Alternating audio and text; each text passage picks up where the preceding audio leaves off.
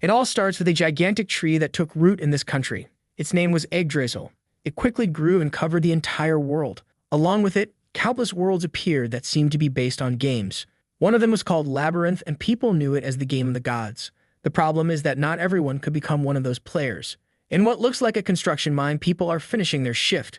Among them, there's a guy there with an orange jacket taking off his helmet, when suddenly someone comes from behind and tells 7017 that he did a good job today. He's got some good stuff to trade and asks if he wants to buy it for very little. There was a data card, and he's sure it's one of the good ones.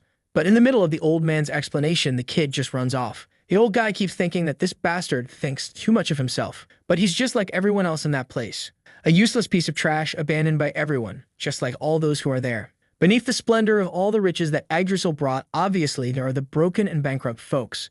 And in the middle of all that, there was a slot machine shop. The protagonist grabs the doorknob and already hears people inside shouting or demanding their points back. He walks up to one of the machines while everyone is yelling, wanting to bet one more time and saying that this time they'll change their life. As he sits in the chair, he welcomes the place where everything can change. The good old random box.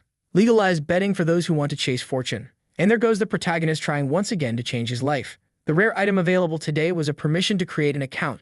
For the protagonist, this might have been the only chance he'd ever have. On the screen, it asks if he wants to open 10 boxes, and he obviously clicks yes, saying he still has hope. The first box then comes down from the skies, and he receives an incredible N-rank toothbrush. Man, N-rank. He had never even seen a rank that low. At this point we're about to hit, I don't know, the Greek alphabet. He obviously just moves on to the next box. But by the pile of trash building up behind him, you can tell he's not having much luck. Another N-rank, another N-rank. Then comes an R-rank, which is more trash. He's heard that things like SR and SSR exist, but he's been through this countless times and has never seen anything like that.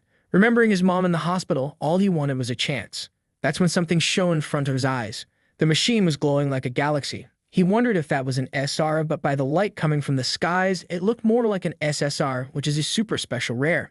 Now that I think about it, I never even knew what SSR actually stood for. The protagonist is shaking all over, saying to himself that he never imagined this day would come. A miracle he could only dream of. Holding the card in his hand, he says that not giving up until now was worth it. Finally, he could be a part of Yggdrasil. This was a permission to create an account.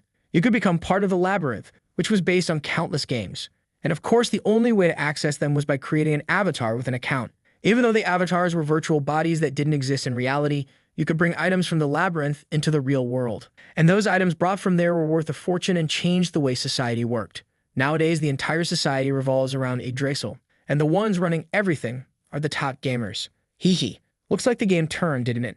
A slap in the face of all the moms who say playing 10,000 hours of League of Legends is a waste of time. I have to be ready.